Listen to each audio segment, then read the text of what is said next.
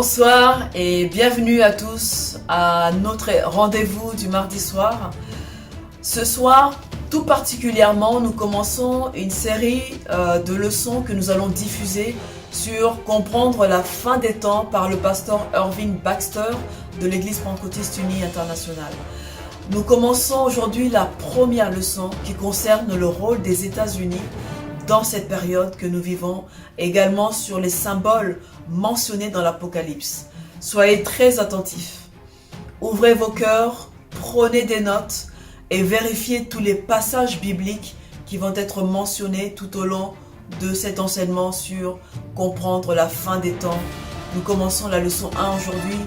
Soyez prêts, soyez concentrés, éloignez autour de vous toute distraction, tout ce qui pourrait vous distraire. Prenez un cahier, prenez un stylo. C'est parti, bonne étude biblique.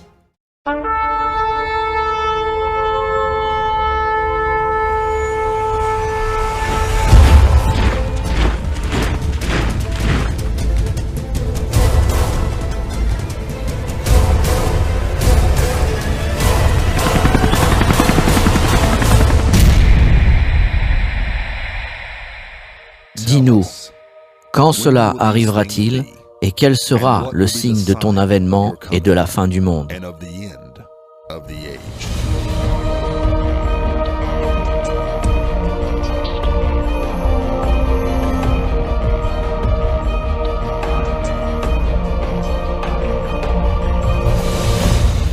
Nous allons vous parler de ce que je pense être la prophétie la plus passionnante dans toute la Bible.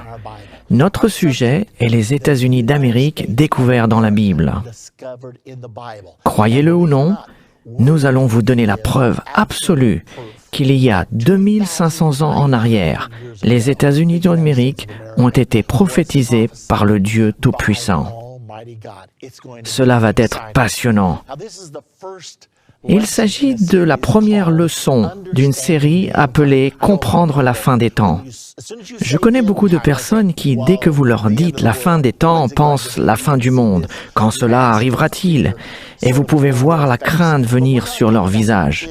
Mais nous ne parlons pas de la fin du monde maintenant. Quand nous parlons de la fin des temps, nous parlons de la fin du temps d'un gouvernement humain et le commencement du royaume de Dieu. L'Écriture est très claire. Il y aura bien encore 1000 ans d'une existence humaine. La Bible nous dit que Jésus-Christ reviendra, il dominera et régnera sur la terre pendant 1000 ans. Il n'y aura aucune guerre pendant 1000 ans. Ainsi, quand nous parlons de la fin des temps, nous ne parlons pas de la fin du temps. Nous parlons de la fin du gouvernement humain.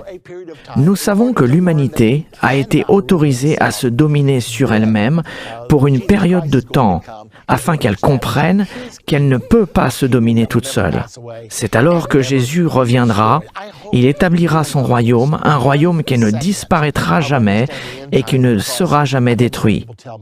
J'espère que vous ne manquerez aucune partie de la série « Comprendre la fin des temps », car j'ai eu beaucoup de personnes qui m'ont dit que cela avait changé leur vie. Nous voulons maintenant regarder dans l'Écriture. Daniel, chapitre 12 et verset 9 est l'une de mes écritures préférées. Maintenant, Daniel est l'un des 2 livres prophétiques les plus célèbres de toute la Bible. Vous avez le livre de l'Apocalypse et vous avez le livre de Daniel. Daniel a écrit ce livre en entier. Nous le trouvons maintenant dans le dernier chapitre du livre de Daniel, priant pour comprendre ses propres écritures. Mais quand nous arrivons au verset 9 du chapitre 12, Dieu répond à sa prière. Maintenant, vous savez, quelquefois, Dieu ne répond pas à nos prières de la manière que nous voudrions. Il répond aux prières de la manière dont nous en avons besoin. Et parfois, quand Dieu nous dit « non », nous n'apprécions pas. Mais laissez-moi vous dire qu'un « non » est aussi bien qu'un « oui », car si quelque chose n'est pas bon pour moi, je veux que Dieu me dise « non ». Et bien sûr, j'aime toujours quand il me dit « oui ». Donc, Daniel priait pour comprendre ses propres écritures dans Daniel 12 au verset 9. Écoutez ce que Dieu dit à Daniel. « Va, Daniel, car ces paroles seront tenues secrètes et scellées jusqu'au temps de la fin. » Maintenant, pensez à ceci. C'était 550 ans avant Jésus-Christ. Et cependant, Dieu dit que personne ne comprendrait ces prophéties jusqu'au temps de la fin. Vous et moi, maintenant nous sommes dans ce temps de la fin. Ainsi nous comprendrons des choses qui n'ont jamais été comprises auparavant. Cela ne signifie pas que nous sommes plus intelligents que les personnes avant nous. Cela ne signifie pas non plus que nous sommes plus spirituels que les personnes avant nous. Cela signifie tout simplement que le Dieu Tout-Puissant, dans sa souveraineté, a dit « Je vais mettre la prophétie de la fin des temps entre les mains du peuple de la fin des temps. » Et je dois croire qu'il a pris cette décision parce qu'il désirait préparer un dernier grand réveil de la fin des temps. Une fois de plus, va, Daniel, car ces paroles seront tenues secrètes et scellées jusqu'au temps de la fin. Regardons maintenant la prophétie. Elle se trouve dans Daniel chapitre 7 au verset 1 à 3. Maintenant, souvenez-vous, notre sujet, c'est les États-Unis d'Amérique découverts dans la Bible. Commençons au premier verset. La première année de Belchazzar, roi de Babylone, Daniel eut un songe et des visions se présentèrent à son esprit pendant qu'il était sur sa couche. Ensuite, il écrivit le songe et raconta les principales choses.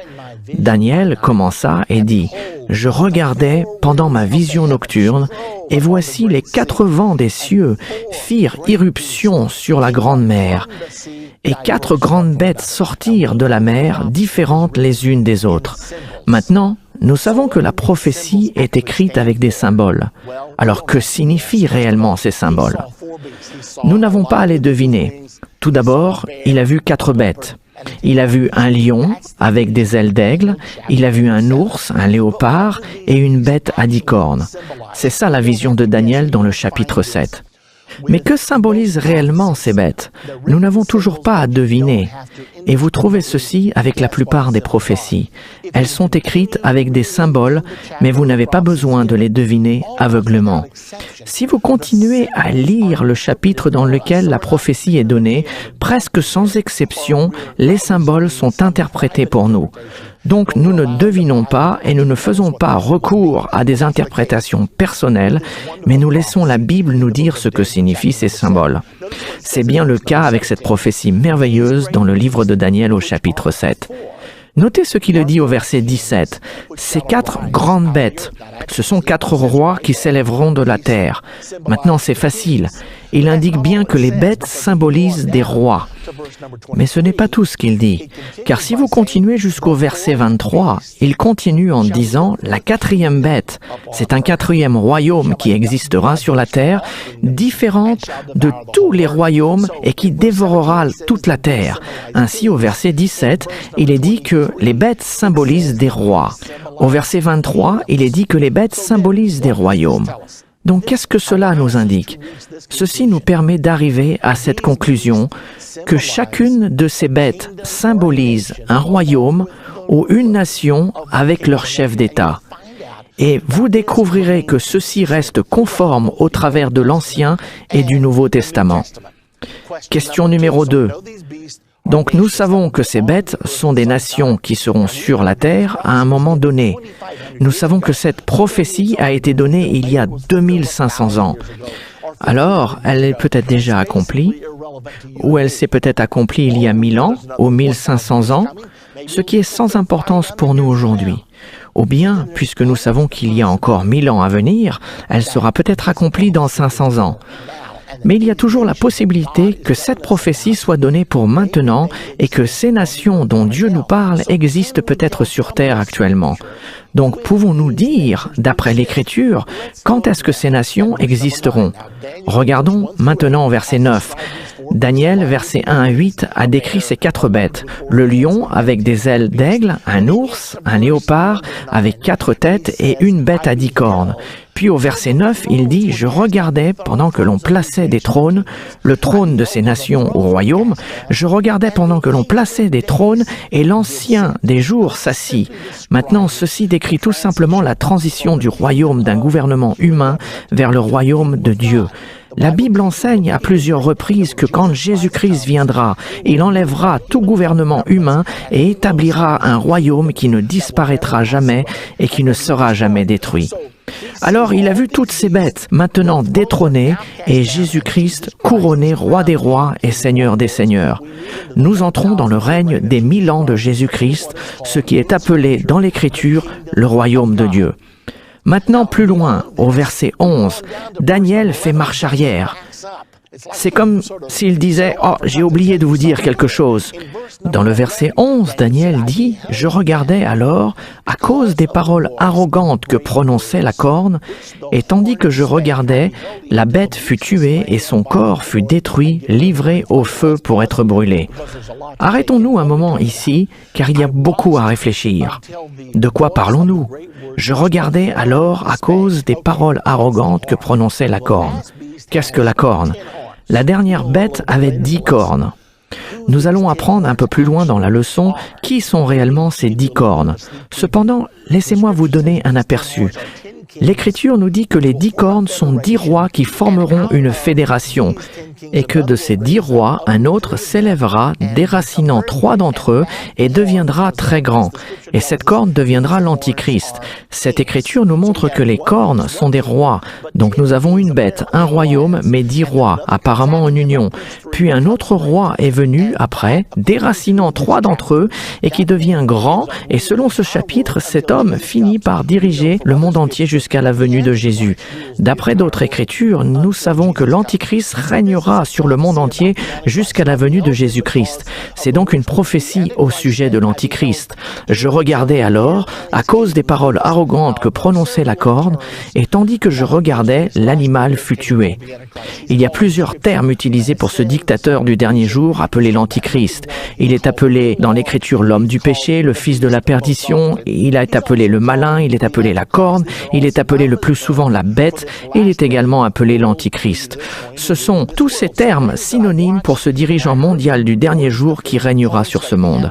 Ainsi, Daniel a dit « Je regardais alors à cause des paroles arrogantes que prononçait la corne ». C'est de l'Antichrist qu'il parle.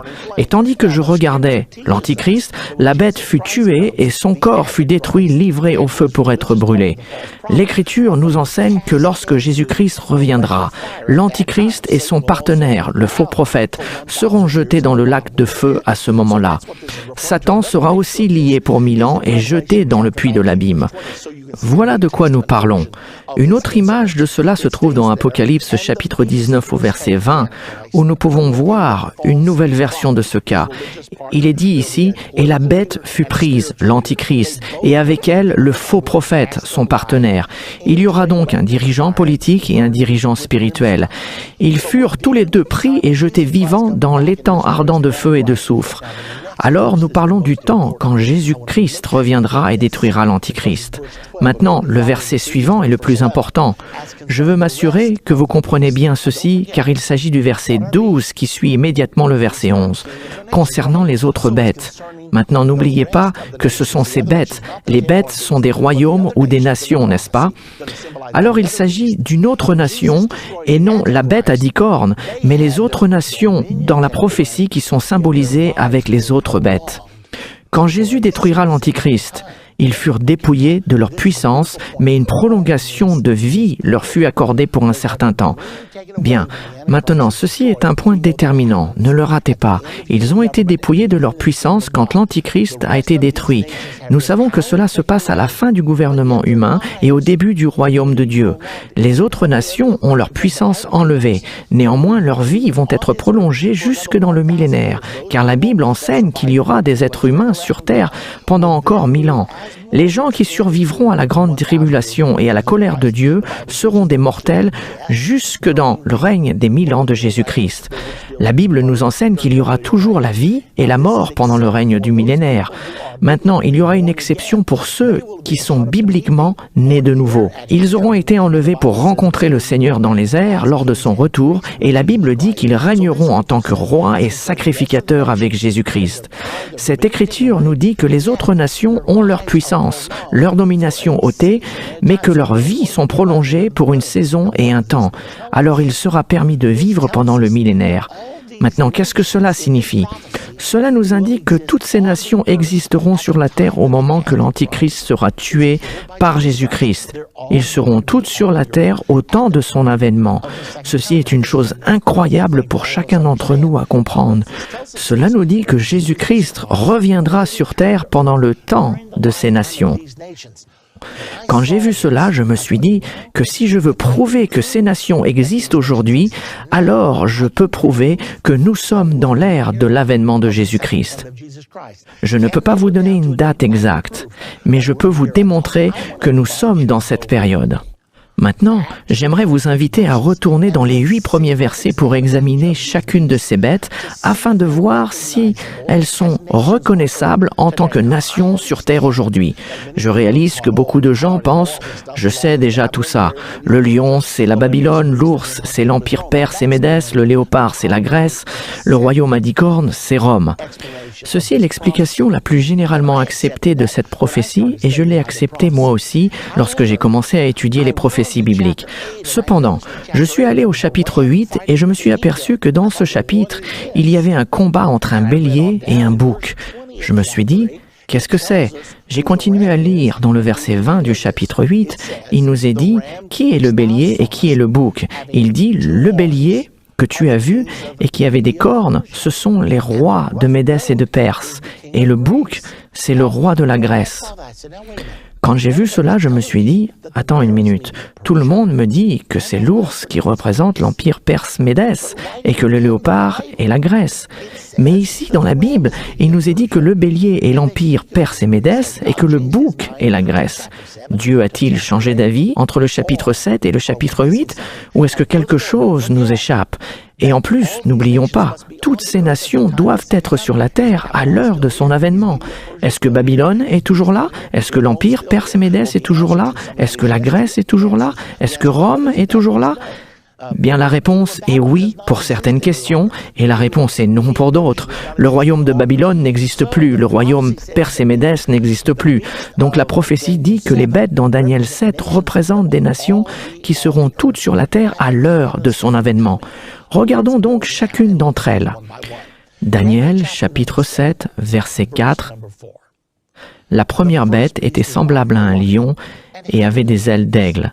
Je regardais jusqu'au moment où ses ailes furent arrachées. Il fut enlevé de terre et mis debout sur ses pieds comme un homme, et un cœur d'homme lui fut donné. Donc la première bête était comme un lion. Lorsque Dieu a choisi des symboles pour représenter des nations, il ne les a pas choisis aléatoirement. Il a choisi des symboles qui allaient avoir une signification à l'heure de l'accomplissement de la prophétie. Pouvez-vous croire qu'il y a actuellement une nation sur Terre aujourd'hui qui a pour emblème le lion?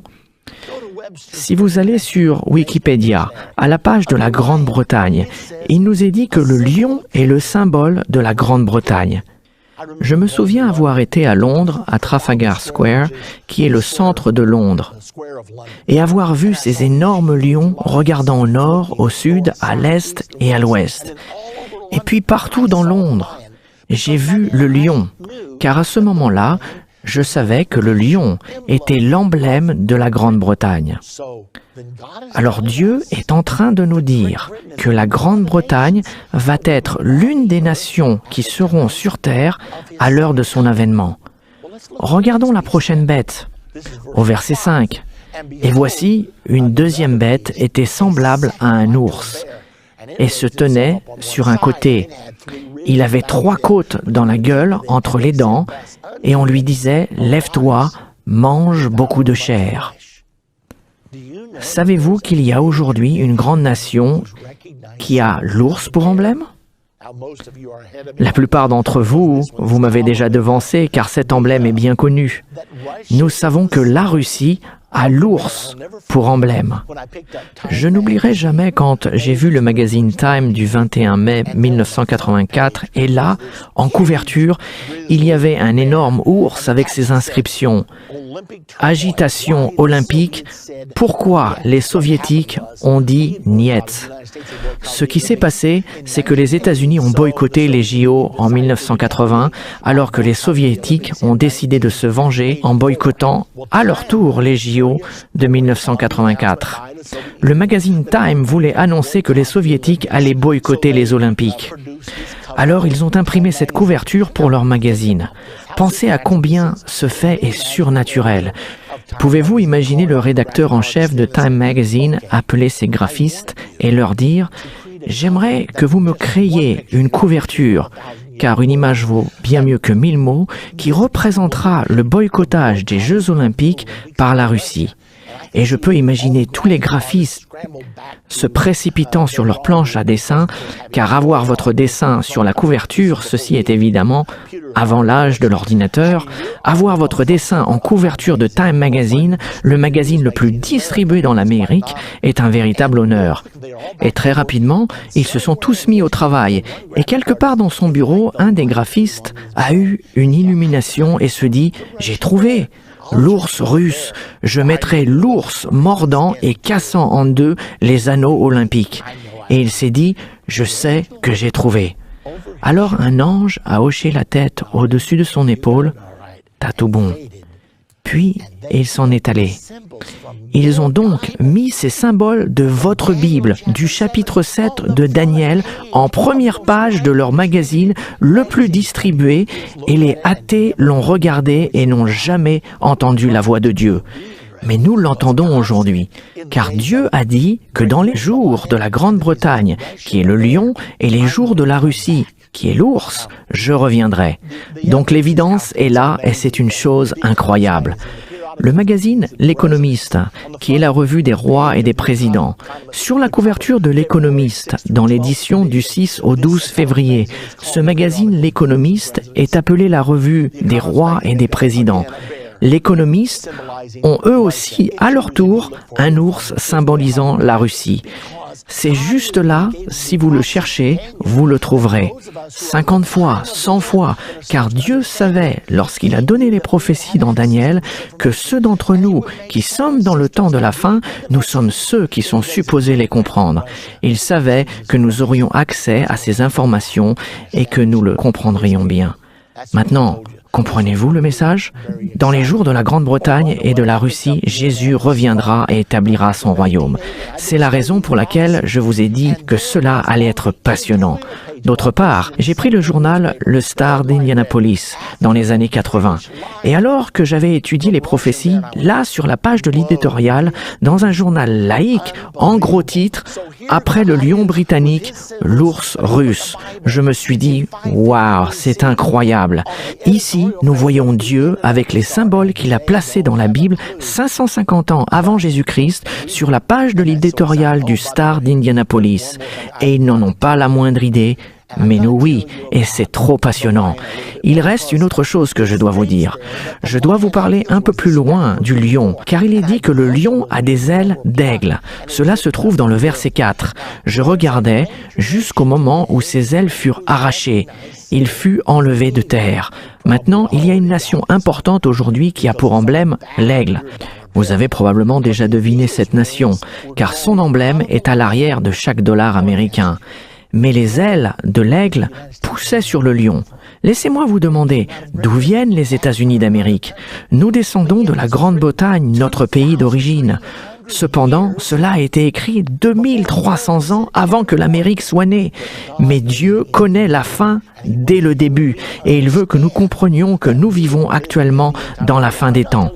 Je ne vous dis pas que la fin des temps arrive, je vous dis que vous y êtes en ce moment.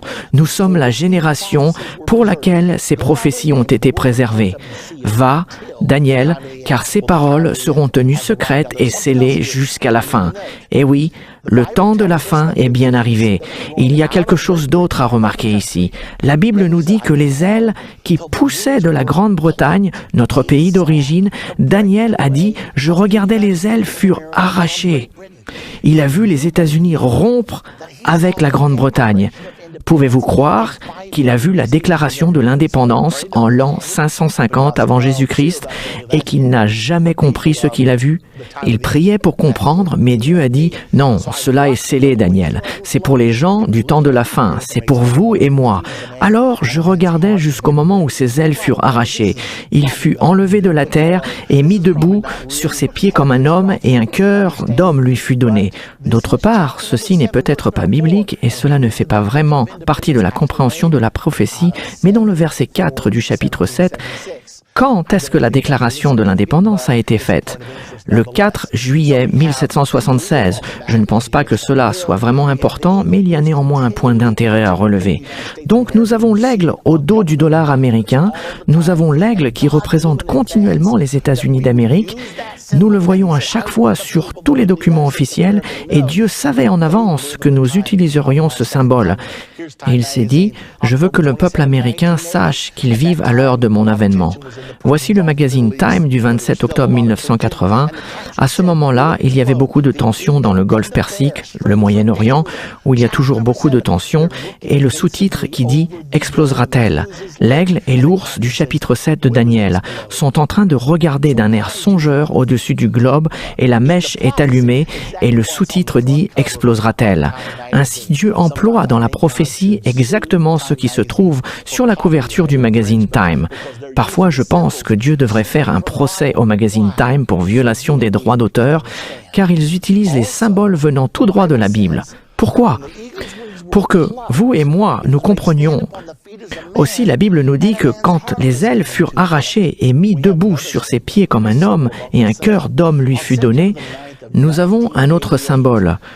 Le symbole de l'oncle Sam, le 9 septembre 1988. Nous avons vu une image de l'oncle Sam nez à nez avec l'ours russe et le sous-titre disait USA, URSS, Glasnost. Il y en aura encore.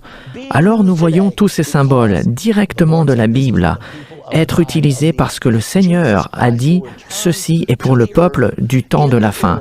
Jésus-Christ reviendra sur terre pendant l'ère de la Grande-Bretagne, la Russie et les États-Unis d'Amérique. Maintenant, dans la prochaine partie de Comprendre la fin des temps, nous découvrirons l'identité du léopard, de la bête à 10 cornes dans la prophétie biblique et nous verrons aussi d'où viendra l'Antichrist. Cette prochaine leçon sera passionnante. Donc soyez sûrs de ne pas la rater. Les États-Unis découverts dans la Bible, maintenant, vous le savez.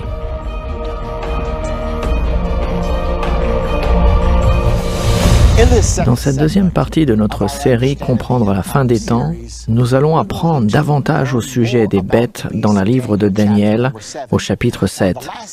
Dans la partie précédente, nous avons appris qu'une bête représente toujours un royaume ou une nation avec son chef d'État. Nous avons également appris que les nations dans Daniel 7 seront toutes sur la terre à l'heure de l'avènement de Jésus-Christ. Vous pouvez voir cela dans le contexte de cette prophétie en particulier. Nous avons expliqué dans notre dernière partie que le lion symbolise la Grande-Bretagne et c'est le symbole de la Grande-Bretagne aujourd'hui. L'ours, c'est l'ours russe. Les ailes d'aigle sur le lion, c'est les États-Unis d'Amérique. C'est sur le dos du dollar américain. Nous avons donc appris ces choses incroyables que le Dieu Tout-Puissant a employé des symboles qui nous sont reconnaissables aujourd'hui afin de pouvoir nous parler des nations qui seront sur la terre à l'heure de son avènement. Dans cette partie, nous passons à la prochaine bête, le léopard. Nous le trouvons dans le verset 6 du chapitre 7 de Daniel. Écoutez cela. Après cela, je regardais, et voici, un autre était semblable à un léopard, et avait sur le dos 4 ailes comme un oiseau. Cette bête avait 4 têtes, et la domination lui fut donnée. De quoi parlons-nous ici? C'est sur ce point que j'ai dû faire une recherche plus approfondie. J'avais compris le lion, l'ours et les ailes d'aigle. Mais quand je l'ai vu, je me suis dit, ceci est si simple. Pourquoi ne l'ai-je pas vu auparavant? Mais quand je suis arrivé au léopard, je n'étais pas certain de la façon de l'interpréter. Alors j'ai prié. J'ai demandé à Dieu de m'aider et j'avais l'impression que le léopard était peut-être l'Allemagne, mais je ne pouvais rien prouver. J'ai demandé au Seigneur de me le montrer et j'ai eu une incroyable expérience. Avant que je vous l'explique, laissez-moi vous dire que ceci ne m'était jamais arrivé auparavant et ne m'est jamais arrivé depuis. C'était une expérience unique. J'étais dans une réunion à Melville, en Louisiane, vers les années 60, et je me suis réveillé un lundi matin. C'était mon jour de repos. Une voix m'a parlé, pas à haute voix, mais dans mon esprit. Une impression très forte qui me disait « J'ai quelque chose à te montrer, va acheter un journal ». J'ai pensé que ceci était vraiment bizarre, mais l'impression était tellement forte que je me suis rapidement levé de mon lit et je me suis préparé. Je suis sorti et j'ai demandé à la dame qui nettoyait l'église « Où puis-je acheter un journal ?» Finalement, Melville est une si petite ville qu'elle n'en avait aucune idée. Elle a dit peut-être là-bas dans ce café. C'est le seul endroit auquel je puisse penser. Alors, j'ai sauté dans ma voiture et je suis allé au café. Et j'étais tellement sûr que Dieu m'avait parlé que je suis entré et là, il y avait un kiosque à journaux. J'ai sorti mon argent, j'ai acheté un journal. Bien que je ne sois pas là pour manger, je suis resté devant le kiosque et j'ai regardé le titre et j'ai été stupéfié par ce que j'ai vu. Il était dit « L'Allemagne vend des chars Léopard aux Pays-Bas ». Et comme je savais que nous avions un avion appelé l'Aigle combattant d'après notre emblème, je me suis dit « Ah, voilà la clé ». J'ai donc continué à étudier au sujet du Léopard et peu de temps après, j'ai trouvé un article. Cet article était dans la Tribune allemande. C'était le 20 février 1975. Un grand avenir pour le Léopard. Et l'article entièrement consacré au sujet de ce char Léopard. J'ai appris que le char Léopard est le char le plus vendu au monde. Il est le cœur même de l'OTAN et il est si supérieur que les États-Unis ont même fait fabriquer leurs chars pour que leurs pièces soient interchangeables avec les pièces des chars Léopard. Ainsi, j'ai compris que Dieu me disait que l'Allemagne était le Léopard. Mais j'ai dû me demander, est-ce que cela a du sens? Car la prophétie indique aussi que la domination a été donnée au Léopard. Je me suis posé la question, quelle nation a réellement eu une domination dans les 120 dernières années?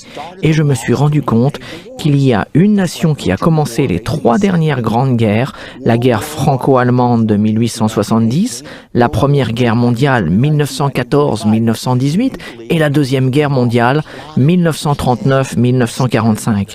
Pouvez-vous croire qu'elles ont toutes été complotées, planifiées et commencées par la même nation, l'Allemagne? Ainsi, la domination a été donnée au Léopard. C'est autour de cette période que j'ai trouvé un autre article dans le magazine Newsweek du 9 avril 1984. Il y avait une section entière du Newsweek cette semaine-là qui était consacrée à l'Europe. Mais un article dans cette section était appelé « La maladie allemande ». Il y avait toutes sortes de questions. Pourquoi l'Allemagne fait-elle toujours la guerre? Comment pouvons-nous rectifier cette partie de l'âme, de l'esprit allemand? Écoutez ce paragraphe. Depuis l'époque de Charlemagne, il est le fondateur du Saint-Empire romain de l'an 800, depuis l'époque de Charlemagne, cet endroit, qui est maintenant l'Allemagne, a été le pivot de l'histoire européenne. Si vous étudiez le Saint-Empire romain, l'Allemagne est toujours au centre. Remarquez ce qui est dit. Dans les 120 dernières années, les Allemands ont dominé l'Europe intellectuellement, industriellement et militairement. Ce mot « dominer », domination, a été donné au Léopard. C'est à ce moment où j'ai compris que j'avais la réponse. D'autre part, savez-vous qu'Adolf Hitler a presque conquis le monde? Beaucoup de gens pensent qu'il ne lui restait que 3 jours pour dominer toute l'Europe. Laissez-moi vous dire ce qui s'est passé. La puissante guerre éclair allemande attaquait et se déplaçait contre les forces alliées. Elles se sont trouvées coincées par la Manche, elles étaient réduites à néant. Et si quelque chose ne s'était produit selon les hauts et les bas du Troisième Reich, nous aurions été obligés d'accepter la paix selon les conditions d'Hitler dans moins de 3 jours. La situation était si extrême que Winston Churchill, le Premier ministre de la Grande-Bretagne, a réclamé une journée mondiale de jeûne et de prière. Et une chose étonnante s'est produite. Laissez-moi vous en parler. Pendant ce temps de jeûne et de prière, une pensée est venue à l'esprit d'Adolphe dans son quartier général, là dans son bunker. Il s'est dit, ceci est trop facile, qu'il devait être en train de tomber dans un piège. Il a donc appelé tous ses commandants à rebrousser chemin pour revenir faire le point. Et ils étaient furieux, car ils savaient qu'ils allaient avoir la victoire, mais ils ont été rappelés. Ils se sont donc retournés, et après avoir fait le point, Hitler a dit « Bon, il me semble que tout se passe bien, donc continuons ». Mais ce qu'ils ne savaient pas, c'est que pendant cette mise au point, les Alliés avaient mobilisé tous les bateaux de la Grande-Bretagne et de la France, faisant des allers-retours à travers la Manche. Il y avait environ 29 kilomètres qui séparaient la France de la Grande-Bretagne. Ils ont déplacé jour et nuit 350 000 soldats des forces alliées, ce qui représentait le cœur de l'armée alliée. Et quand Hitler a redémarré la machine de guerre, il ne restait que 40 000 soldats, tandis que le reste de l'armée était en sécurité en Grande-Bretagne. Alors les Alliés ont combattu un jour de plus et ont reconquis l'Europe par l'invasion des plages de Normandie. Ce fut le point déterminant de la guerre. L'événement était tellement incroyable que Winston Churchill l'a même appelé un miracle. Il l'a appelé le miracle de Dunkerque. Nous avons un enregistrement pour vous montrer cela. Écoutons-le maintenant. Le 4 juin 1940, la Marine royale britannique a accompli pendant 8 jours une évacuation étonnante des forces alliées à Dunkerque sur la côte française. Les 340 000 soldats évacués avaient été repoussés par l'armée allemande qui se déplaçait au travers de la Belgique et de la France. Le retard a permis à la Marine royale et à une flottille de bateaux commerciaux et privés, gros et petits, d'évacuer les hommes repoussés. Cette erreur a peut-être coûté à Hitler la guerre. Winston Churchill l'a appelé un miracle de délivrance. De retour de l'enfer de Dunkerque, les transports continuent jour et nuit. Et tandis qu'un convoi arrive, un autre repart pour prendre sa place. À bord des transports, les hommes sont entassés comme des sardines. Mais peu importe, plus ils sont serrés, plus ils se tiennent debout. Eh bien voilà, le miracle de Dunkerque. Maintenant, retournons au léopard. Les 4 têtes, ceci est différent. Le lion a une tête, l'ours a une tête, mais le léopard a 4 têtes. Pourquoi ? Nous savons que, dans les prophéties de la Bible, une bête représente toujours une nation ou un chef d'État. Mais une bête à plusieurs têtes représente le nombre de fois qu'une nation s'élèvera et tombera. Comment est-ce que je sais cela ? Car dans l'Apocalypse 17, il y a une bête à 7 têtes, et il nous est dit là qu'il y a 7 rois.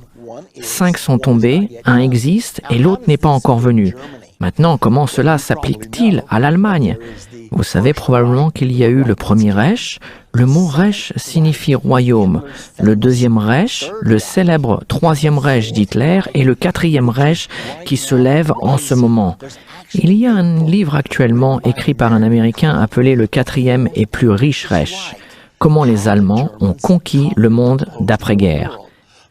Alors, le léopard a la domination, le char léopard est le char officiel de l'Allemagne, il a 4 têtes, et effectivement, il y a encore une autre chose à dire au sujet du léopard. Il nous est dit que sur le dos du léopard étaient 4 ailes d'oiseau. Ceci m'a laissé perplexe pendant des années. Qu'est-ce que cela signifie ? Y a-t-il même une signification ? J'ai pensé sûrement, car les ailes de l'aigle sur le lion signifiaient quelque chose, donc qu'en est-il des ailes d'oiseau sur le léopard ? J'ai trouvé une information qui m'a absolument stupéfié. J'ai découvert qu'il y a une autre nation en Europe dont l'emblème officiel est une volaille, un coq. La nation dont l'emblème officiel est le coq, c'est la France. Avez-vous déjà entendu parler de l'alliance franco-allemande ? Vous pouvez la regarder, vous pouvez l'étudier, car depuis la Deuxième Guerre mondiale, la France et l'Allemagne ont travaillé ensemble pour reconstruire l'Europe. Et ensemble, ils ont construit une puissance mondiale que l'on appelle aujourd'hui l'Union européenne. Donc ceci ne nous montre pas seulement le léopard allemand, mais l'alliance franco-allemande, le coq avec le léopard. Ces symboles, utilisés 550 ans avant Jésus-Christ, ne pouvaient être compris qu'à l'émergence de l'alliance franco-allemande après la Deuxième Guerre mondiale. Les prophéties de la Bible sont absolument incroyables. C'est tout ce que nous pouvons dire à leur sujet. Maintenant, regardons la dernière bête. C'est peut-être la plus importante, car dans le verset 7, nous apprenons « Voici, il y avait une 4e bête, terrible, épouvantable et extraordinairement forte. Elle avait de grandes dents de fer, elle mangeait, brisait et elle foulait aux pieds ce qui restait. Elle était différente de toutes les autres bêtes précédentes et elle avait 10 cornes. Cette bête, Daniel n'a jamais réussi à la décrire. Il ne pouvait pas dire qu'elle était comme un léopard, un lion, un ours ou même un hippopotame. Il ne pouvait rien dire. Il a dit, cette bête, je ne peux pas dire à quoi elle ressemble, mais je peux dire que ses 10 cornes sont prédominantes. Nous devons donc nous poser la question, que signifient ces 10 cornes? Nous n'avons pas à deviner, car au verset 24, il nous est dit exactement que sont ces 10 cornes. Les 10 cornes sont 10 rois qui s'élèveront de ce royaume. Un autre s'élèvera après eux, et il sera différent des premiers, et il abaissera 3 rois. Ainsi, une bête, une nation ou puissance, mais 10 rois. Apparemment, ceci est une alliance ou une sorte de fédération. Nous en apprendrons davantage dans Apocalypse 17, car nous retrouvons cette même image. Dans Apocalypse 17 au verset 12, les 10 cornes que tu as vues sont 10 rois, qui n'ont pas encore reçu de royaume, mais qui reçoivent autorité comme rois pendant 1 heure avec la bête. Qui est la bête ici? Il se réfère au dictateur du dernier jour, l'Antichrist. Alors il y aura 10 rois qui se subjugueront eux-mêmes à la puissance de l'Antichrist et le supporteront, qui reçoivent autorité comme roi pendant 1 heure avec l'Antichrist. 1 heure ne signifie pas ici 60 minutes, c'est une manière de parler. On parle d'une courte période de temps. Ils vont donner leur puissance à l'Antichrist et ils vont supporter l'Antichrist. Notez aussi ce qui est dit, ils ont un même dessein, ils donnent leur puissance et leur autorité à la bête, l'Antichrist. Ils régneront avec l'Antichrist jusqu'à l'avènement de Jésus-Christ, car le verset continue et dit « Ils combattront contre l'agneau ». Qui est l'agneau? Nous savons que Jésus-Christ est l'agneau de Dieu qui a ôté les péchés du monde. Puis il déclare que l'agneau les vaincra parce qu'il est le Seigneur des seigneurs et le roi des rois. Maintenant, qu'est-ce que cela veut dire?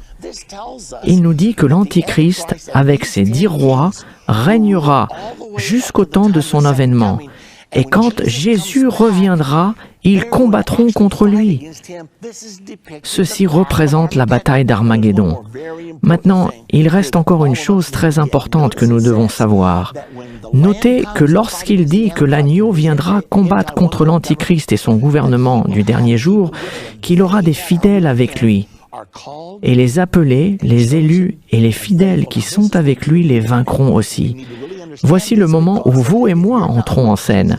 Il nous est nécessaire de bien comprendre cela, car si vous n'êtes pas avec Jésus lorsqu'il reviendra, cela veut dire que vous aurez raté son avènement. Et nous ne souhaitons cela à personne. Maintenant, la condition pour être avec lui quand il revient, remarquez qu'il est dit que ceux qui sont avec lui sont les appelés, les élus et les fidèles. Réellement, tout le monde est appelé. La Bible nous dit que tout dépend du temps et des circonstances. Mais l'Écriture dit aussi « tous sont appelés, mais il y a peu d'élus ». Quelle différence y a-t-il entre être appelé par Dieu et être choisi? Nous avons un exemple dans la Bible. Jésus a souvent appelé des gens et lui ont répondu « Je le ferai bien, mais je ne peux pas maintenant. Je viens juste de me marier. J'ai acheté une société.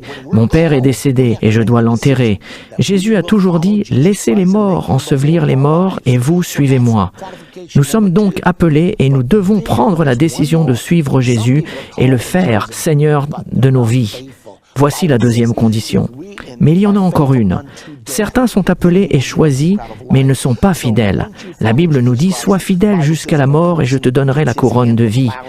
Donc, une fois que vous suivez Jésus-Christ, la Bible nous dit que lorsqu'une personne met sa main à la charrue et se retourne, il n'est pas digne du royaume.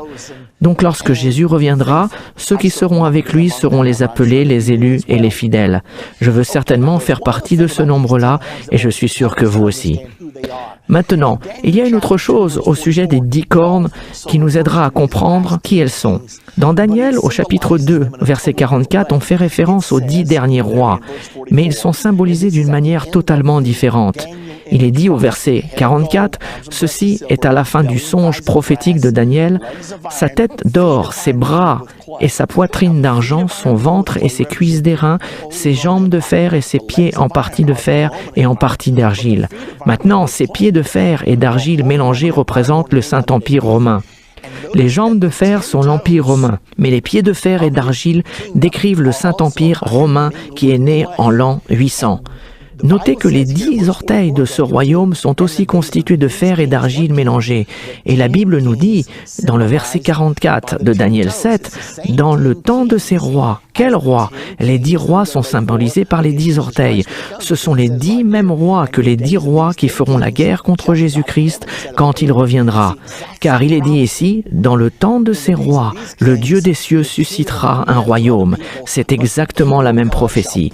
Dans le jour de ces rois, le royaume ne passera point sous la domination d'un autre peuple, il brisera et détruira tous ces royaumes et lui-même subsistera éternellement.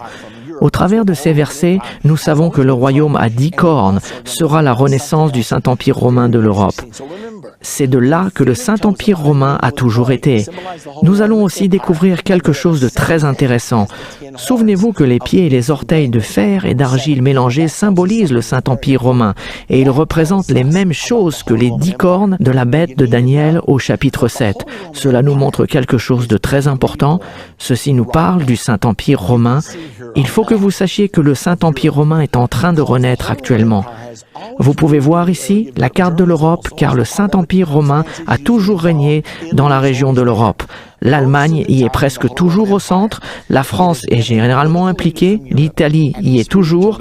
La plupart du temps, dans le Saint-Empire romain, il y a eu un dirigeant politique venant de l'Europe et un dirigeant spirituel venant chaque fois de l'Italie, plus particulièrement du Vatican.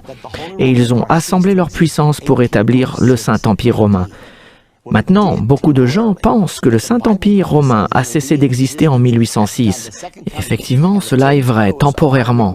Mais la Bible prophétise qu'il existera au temps de l'avènement et que les 10 orteils de fer et d'argile, les 10 cornes, vont être la base de la puissance de l'Antichrist. Eh bien, le Saint-Empire romain est en train de renaître dans notre monde actuellement.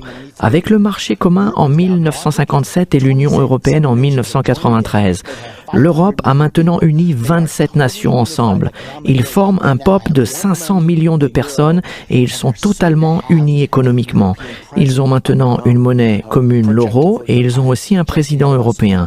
Vous participez donc à la renaissance du Saint-Empire romain, car bientôt, de cette naissance, émergera l'Antichrist et le faux prophète. Retournons au verset 24.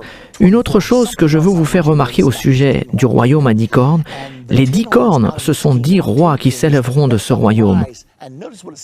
Remarquez ce qu'il est dit. Un autre s'élèvera après eux. Après les 10, un autre viendra.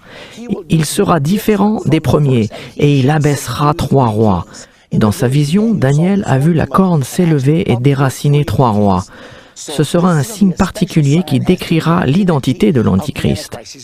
Il s'élèvera, il déracinera 3 rois et il deviendra très grand. Lui et lui seul deviendra l'Antichrist. Maintenant, remarquez dans le verset 21 de Daniel 7. « Je vis cette corne faire la guerre aux saints et l'emporter sur eux. » Vous voyez ici la grande tribulation. C'est le commencement de la grande tribulation qui débute 3 ans et demi avant Armageddon et continue jusqu'à l'avènement de Jésus-Christ. Il a dit, il emportait sur eux jusqu'au moment où l'Ancien des jours vint donner droit aux saints du Très-Haut, et le temps arriva où les saints furent en possession du royaume. Nous savons donc que tout cela se passera juste avant l'avènement de Jésus-Christ. L'Antichrist régnera pendant la grande tribulation, cette période de 3 ans et demi, et pendant ce temps, jusqu'au moment où Jésus-Christ, l'Ancien des jours, viendra. Lorsqu'il viendra, l'Antichrist et son partenaire religieux, le faux prophète, seront détruits et le royaume appartiendra à son peuple, les saints du Très-Haut. Remarquez une chose de plus au verset 23. Il me parla ainsi, la 4e bête, c'est un 4e royaume qui existera sur la terre, différent de tous les royaumes et qui dévorera toute la terre. Ceci est la prophétie d'un gouvernement mondial. Il la foulera et la brisera. C'est la prophétie d'un gouvernement mondial que nous voyons naître aujourd'hui. Il y a un gouvernement mondial qui se cache sous la mondialisation. vous observez la naissance d'un nouvel ordre mondial, d'un gouvernement mondial. Nous allons apprendre davantage sur ce sujet dans notre prochaine partie, mais tout cela fait partie de la prophétie. C'est la prophétie d'un gouvernement mondial. Il existe une autre prophétie explicite comme celle-ci dans Apocalypse chapitre 13. Ce gouvernement mondial s'établira et finira par dévorer le monde entier. Maintenant, ceci est devant nous et cela va se passer, c'est inévitable. Ça, c'est la mauvaise nouvelle. Mais la bonne nouvelle, au verset 27, le règne, la domination et la grandeur de tous les royaumes qui sont sous les cieux seront donnés au peuple des saints du Très-Haut. Comment cela va-t-il se passer? Eh bien voilà comment cela va se passer.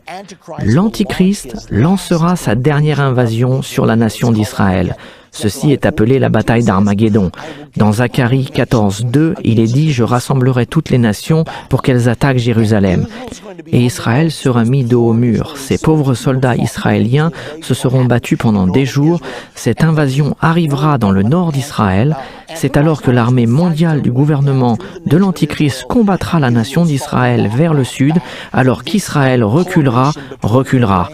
Cette coalition entre l'Iran et la Russie conduira les forces du gouvernement mondial contre Israël. Cela va donner l'impression qu'Israël va être effacé de la carte, comme beaucoup de gens l'ont souhaité récemment. Et juste au moment où les soldats juifs vont être épuisés, pensant ne plus pouvoir continuer, je suis sûr que cela se passera de cette manière. Ils vont regarder leurs munitions en disant « Mais si ». Ce que je veux dire, c'est qu'ils sont juste là, en face du mont des Oliviers. Ils savent que le Messie est supposé revenir à cet endroit. Et je peux les voir regarder vers cette montagne disant « Messie, nous sommes sur le point de perdre. Et si jamais tu reviens, il faut que tu le fasses maintenant. » Lorsque la défaite semblera imminente, la Bible dit « Le Seigneur lui-même descendra du ciel à un signal donné, à la voix d'un archange et au son de la trompette de Dieu. » Cela va être absolument merveilleux. Jésus-Christ va revenir et c'est là où l'Antichrist sera abaissé et Jésus-Christ couronné roi des rois et seigneur des seigneurs. Et nous allons régner pour toujours avec lui. Maintenant, dans notre prochaine partie de Comprendre la fin des temps, nous allons parler de la venue du gouvernement mondial. Tous les symboles de Daniel 7 apparaissent de nouveau dans l'Écriture. Dans le Nouveau Testament, écrit 700 ans plus tard dans le livre de l'Apocalypse, chapitre 13, nous retrouvons ces mêmes symboles utilisés différemment. Au lieu de 4 bêtes, nous n'en voyons plus qu'une. Qu'est-ce que cela signifie? C'est important parce que nous le vivons en ce moment et vous êtes sur le point de voir ces choses.